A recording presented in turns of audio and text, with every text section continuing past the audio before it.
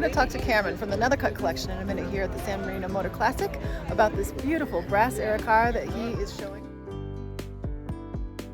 Hey guys, it's Christine. I'm here with Timeless Vehicles at the San Marino MotorClassic, and we've just come across this amazing 1909 Packard Model 30.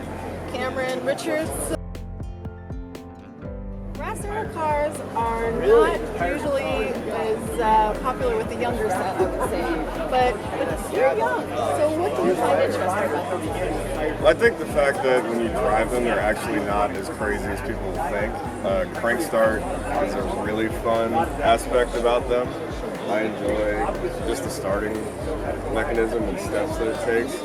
And it's kind of like what our neighbor, who also brought a brass car, says, it's like riding a motorcycle. You know, the wind's right in your face, and it's a little bit terrifying. You know, there's only rear brakes on this thing, so it's an added... And it's not disc brakes. No, it's definitely not. But it's a great way to get around still, not as a daily driver, but they're just so fun. And they look great, too. Brass is such an excellent complementing color for any paint, really. It's really kind of like jewelry all over the car. Yeah. This back seat is a little bit more comfortable for you. Yeah, the mother-in-law seat. It's a mother-in-law seat. Got some handles to hold on to. That's all you get for safety. What's the top speed? I've gotten it up to about 50. I think she'll probably do about 65, maybe 70. Wow, that's impressive. That's more than I would have thought. She'll move. And keep in mind, this car's 114 years old, so there were no rules back then. And very rough roads. Very rough roads, yeah. The suspension's great. It had to be there was no paved roads back then. Yeah, and what kind of suspension? Well, you got your leaf springs here, and they're still... So down here, I forget what it's called, but it actually, you can change how it rides. It's like a damping system up here. That is. I wondered what that was. Okay. I don't know the actual name of the suspension, but it actually, taking this thing out for the first time, when you go through it's a lot smoother than you'd expect. Okay. But very cool that you can actually dial it in a little bit. Yeah, it's set. Not from the driver's seat, but... Definitely not. So this light, I'm guessing this is not 12 volt. Oh no. As far as battery power, there's just enough just so you can crank it over to start it. Because once it's cranked, you switch from battery to magneto, and that's what keeps the engine running. Very simple, straightforward. It is a crank. Okay. So that's part of the whole startup procedure. Okay. So 1909, that's going to be pretty early for Packard. Very early on, and this was their gentleman roadster. This is kind of like for the playboys of the era, and it's fun. Has it been with the collection for very long? It's been in the Nethercutt Collection since 1984. You guys handle restoration? We have a full team. Mechanics, paint, interior, and I'm a little biased with the best of the world in my opinion. Machinery, we used to do that. It's getting harder and harder because you have chrome and nickeling is illegal now. So we have to outsource for all that good stuff. Most of the time, restoring cars was a lot more difficult back in the past because we had to go by books. Now, luckily with the internet, we make good friends in the car world and always ask for help sometimes. It's a little bit siloed on the internet though, right? I mean, you can't just Google up exactly what you need. And everybody thinks they're an automotive expert, of course. It's probably not as much of a challenge for you with the Nethercutt Collection. Well, restoring a car is never easy, but we take pride in the work that we do. Definitely, and it shows, and the cars are amazing. So I can't wait to get back up there and visit it. Thank you so much. Thank you.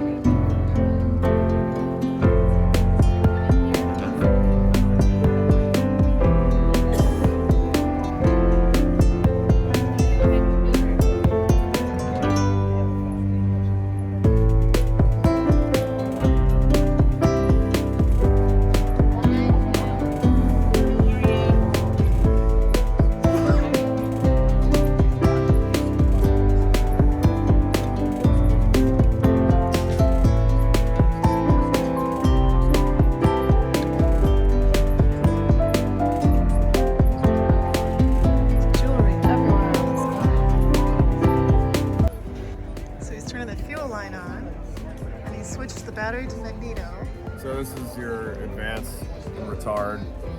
So usually keep it about four clicks up, and then throttle I just go right about, so you can push it and move it, but go right above that little nut right there. So butterflies. Oh, beautiful! Wow. So first things first.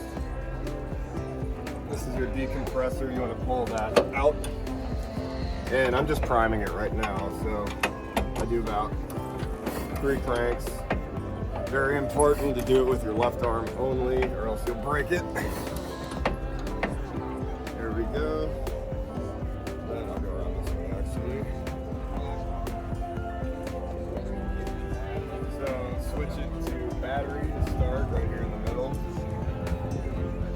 Get the battery, and then right here is your fuel pump.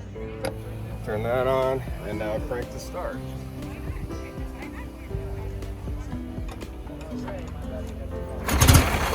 Wow.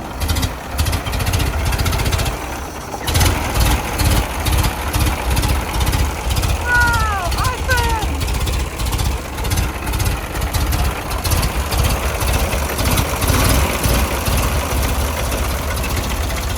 And here's your exhaust cutout.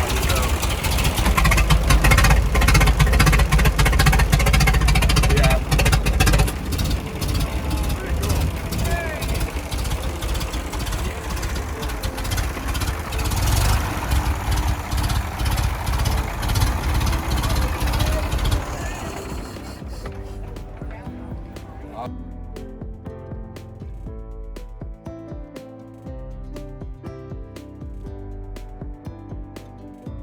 Keep it about four clicks up, and then throttle I just go right about, so you can push it and move it, but go right above that little nut right there.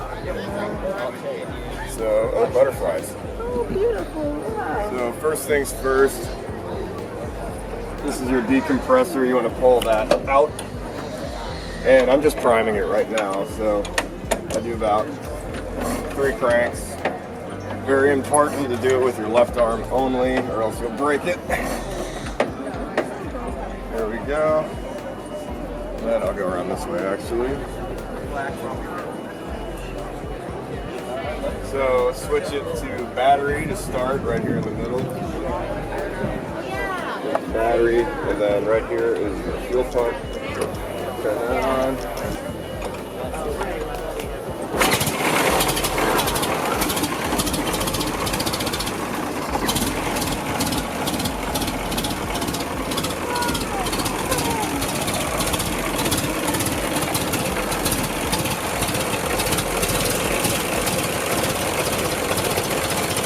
And here's your exhaust cutout.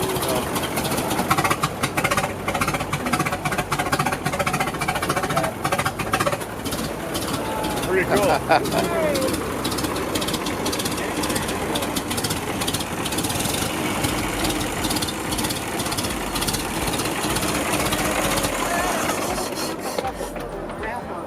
Awesome. That's how to start a 114-year-old car. Super cool.